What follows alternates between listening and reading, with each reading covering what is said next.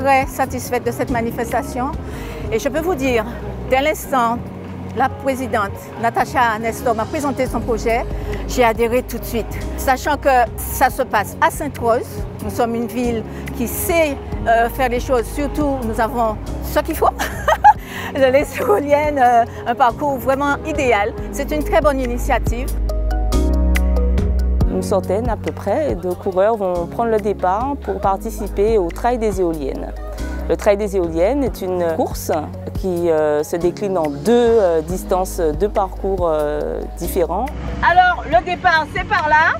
Hier, c'était la journée internationale de lutte contre les violences faites aux femmes. Et aujourd'hui, nous continuons à sensibiliser sur cette thématique, à dire stop aux violences faites aux femmes, mais pas seulement, à dire stop aux violences intrafamiliales, aux violences de genre, aux violences gynécologiques aussi. Voilà, manifester notre envie d'enfin d'inverser la tendance.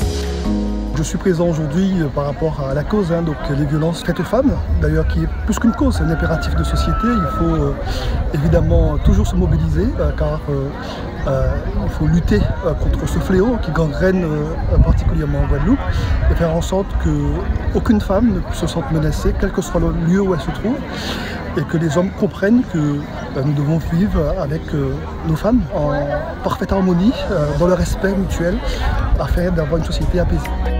Je fais le Trail des éoliennes parce que déjà c'est leur première édition et je pense qu'il faut les motiver. Et en plus c'est surtout pour une très bonne cause, la cause contre la violence féminine.